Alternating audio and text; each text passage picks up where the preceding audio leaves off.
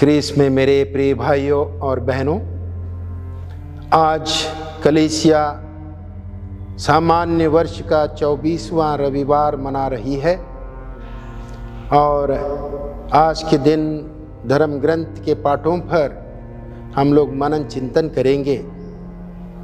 सर्वप्रथम मैं सुसमाचार के पाठ पर प्रकाश डालना चाहता हूँ, जो संत मार्कुस द्वारा लिखित सुसमाचार के अध्याय 8 से लिया गया है।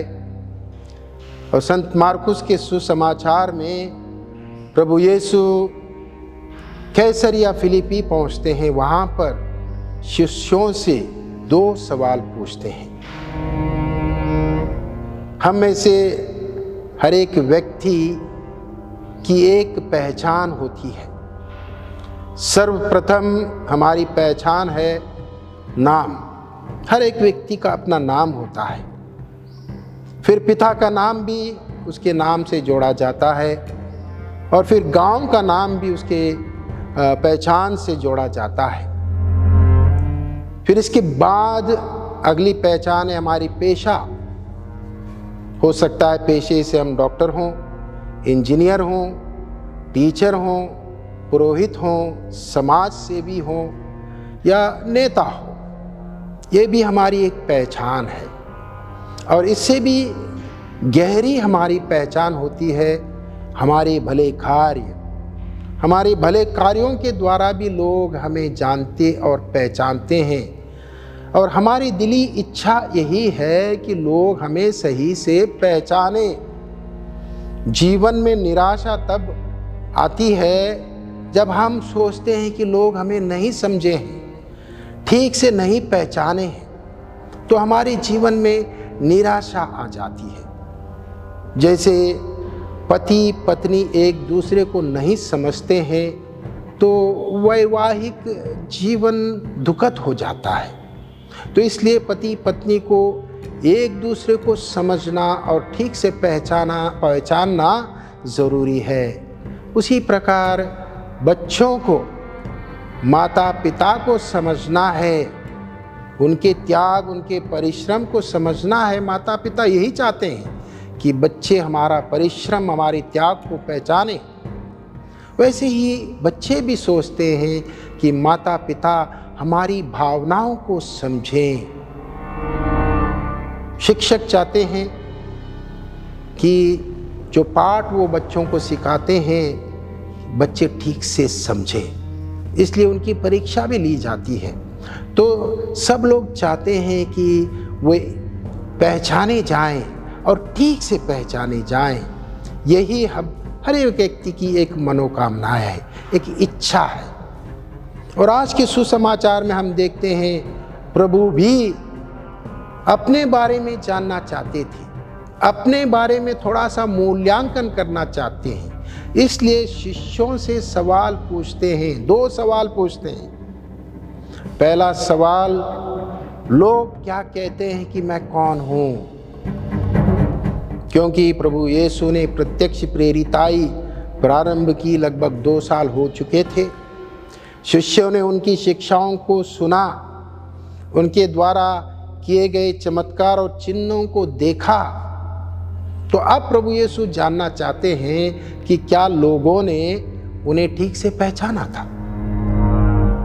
और ये सवाल बहुत आसान था, इसका उत्तर भी आसान। बहुत जल्दी शिष्यों ने जवाब दे दिया कि लोग कहते हैं कि आप यूहन्ना बपतिस्ता हैं, कुछ लोग कहते हैं कि आप नबी एलियस हैं, कुछ लोग कहते हैं कि आप नबियों से कोई हैं। प्रभु यीशु इन उत्तरों से संतुष्ट नहीं हुए। इसलिए प्रभु यीशु दूसरा सवाल पूछते हैं शिष्यों से, क्योंकि वो नहीं चाहते थे कि लोग उन्हें पहचाने उनके चिन्हों की वजह से, चमत्कारों की वजह से, बल्कि वो चाहते थे कि लोग उन्हें ठीक से पहचाने कि वो कौन है। इसलिए प्रभु यीशु शिष्यों से पूछते हैं, लोगों की बात ठीक है, लोगों का उत्तर ठीक है, लेकिन तुम क्या कहते हो कि मैं कौन हूं? जरूर सन्नाटा रहा होगा, सब लोग सोचने लग गए होंगे, क्योंकि बहुत कठिन सवाल था। लेकिन पेतरुस हमेशा की तरह जवाब देते हुए कहते हैं, आप मसीहा हैं, आप जीवंत ईश्वर के पुत्र हैं। और इस उत्तर से प्रभु संतुष्ट हुए कि पेतरुस ने उन्हें सही से पहचाना और समझा भी। और इसलिए हम मत्ती के सुसमाचार में देखेंगे प्रभु यीशु पेतरुस को बड़ी जिम्मेदारी सौंपते हैं। कलीसिया के संचालन की जिम्मेदारी पेतरुस को सौंप देते हैं। और संत मार्कुस के सुसमाचार में थोड़ी सी भिन्नता है।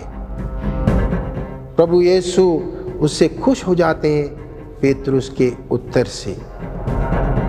प्रिय भाइयों और बहनों, हम सब मसीह हैं। हम लोगों ने प्रभु यीशु को अपना मुक्तिदाता और अपना प्रभु माना है, बपतिस्मा ग्रहण किया है, अन्य संस्कार ग्रहण किए हैं और नियमित रूप से हम लोग गिरजेघर जाते हैं, मिस्सा बलिदान में भाग लेते हैं और घरों में भी प्रार्थना करते हैं। हमारे विश्वास को प्रकट करते हैं प्रार्थनाओं के द्वारा। ये सामूहिक प्रार्थना है, लेकिन प्रभु चाहते हैं कि हम उन्हें व्यक्तिगत रूप से पहचाने।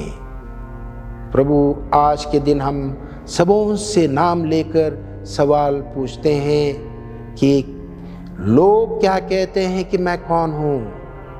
तुम्हारे पड़ोसी क्या कहते हैं कि मैं कौन हूँ? इसका उत्तर देना बहुत आसान है।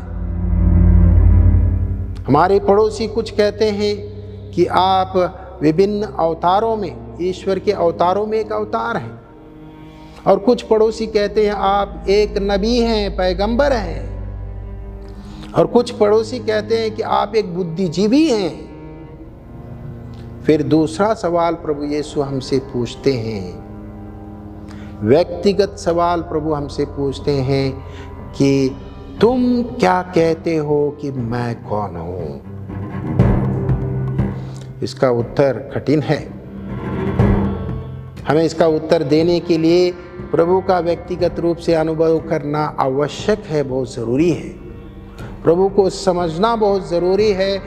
प्रभु के साथ एक घनिष्ठ संबंध बनाना हमारे लिए आवश्यक है। तभी हम कह सकते हैं प्रभु कौन है, मेरे लिए क्या है।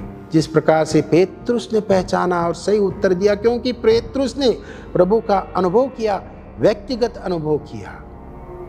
अगर हम प्रभु का अनुभव करेंगे, प्रभु के साथ एक गहरा संबंध बनाएंगे, तो हम इसका सही उत्तर दे पाएंगे कि प्रभु मेरे लिए कौन है। प्यारे भाई और बहनों, एक अपरिचित व्यक्ति को हम नहीं जान सकते हैं, उसके बारे में कुछ कह नहीं सकते हैं कि वो कौन है, उसका क्या स्वभाव है। एक परिचित व्यक्ति को ही हम जान सकते हैं। तो इसलिए प्रभु को जानना, प्रभु को पहचानना, प्रभु से मित्रता बनाना हमारे लिए आवश्यक है। तभी हम जानेंगे कि प्रभु मेरे लिए कौन है, प्रभु मेरे लिए क्या है। वरना हम भी उन हजारों अन्य लोगों के समान होंगे जिन्होंने प्रभु के बारे में सुना तो है, लेकिन प्रभु को व्यक्तिगत रूप से नहीं पहचाना है, नहीं जाना है। तो आज हम अपने आप से सवाल करें, क्या मैं प्रभु को जानता हूँ? क्या मैंने प्रभु को पहचाना है? क्या मैंने प्रभु को अपना गुरु और मुक्तिदाता माना है? विश्वास हम प्रकट करते हैं, विश्वास की घोषणा हम करते हैं, प्रेरितों के धर्मसार में सबके साथ हम घोषणा करते हैं, लेकिन व्यक्तिगत रूप से घोषणा करना, प्रभु को पहचानना ये हमारे लिए बहुत ज़रूरी है। फिर हम आते हैं आज के सुसमाचार दूसरे भाग में। प्रभु आगे कहते हैं पेतरुस से कि मानव पुत्र को नेताओं, शास्त्रियों और महायाजकों के द्वारा टुकराया जाना होगा, दुख भोगना होगा और मरना भी होगा। अपने दुख भोग की और मृत्यु की भविष्यवाणी प्रभु करते हैं। लेकिन पेतरुस को ये बात रास नहीं आई।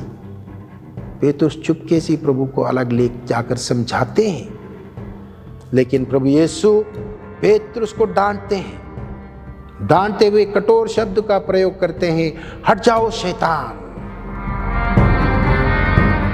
पेतरुस को जरूर बुरा लगा होगा, लेकिन प्रभु ने भले ही कठोर शब्द का प्रयोग किया लेकिन प्यार से डांटा, क्योंकि पेतरुस की सोच थी, अन्य शिष्यों की सोच थी कि प्रभु यीशु मसीहा है, लेकिन दूसरे किस्म के मसीहा जो यहूदियों को सब प्रकार के बंधनों से मुक्त करेंगे, राजनीतिक बंधन, आर्थिक बंधन, और इज़राइल को एक स्वतंत्र देश के रूप में वो निर्माण करेंगे और नेतृत्व करेंगे। यही उनकी सोच थी। लेकिन इसके विपरीत प्रभु यीशु की सोच कुछ और थी। इसलिए प्रभु यीशु कहते हैं, तुम मनुष्यों जैसे सोचते हो, ईश्वर जैसे नहीं सोचते हो। मेरा मिशन कुछ और है। मेरा मिशन अपना क्रूस उठाकर आगे बढ़ना और लोगों को मुक्ति दिलाना पापों से। ये प्रभु यीशु का सच्चा मिशन था, और इस मिशन के बारे में प्रभु यीशु अपने शिष्यों को समझाते हैं और शिष्य धीरे धीरे इस बात को समझते हैं। तो आज हम प्रभु यीशु को समझ चुके हैं कि प्रभु यीशु ही हमारे मुक्तिदाता हैं। उन्होंने क्रूस पर अपनी जान दे दी और हमें रक्त बहाकर हमें सब पापों से मुक्त किया है। वो हमारे मुक्तिदाता हैं। तो इसलिए हम प्रभु यीशु पर विश्वास करें। आज के दूसरे पाठ में संत याकूब अपने पत्र में यही कहते हैं कि विश्वास पर्याप्त नहीं है, मात्र विश्वास होना हमारे लिए काफ़ी नहीं है। विश्वास को हम कार्य रूप में लागू करेंगे। हमारे आचरण के द्वारा, अच्छे आचरण, भले आचरण के द्वारा हम इसे प्रकट करेंगे। वही सच्चा विश्वास है। उदाहरण देते हैं, अगर कोई गरीब भूखा व्यक्ति तुम्हारे पास आए और तुम कहोगे उससे भरपूर खाना खाओ, गरम गरम कपड़े पहनो, खुशी खुशी घर जाओ, तो इससे क्या लाभ ना?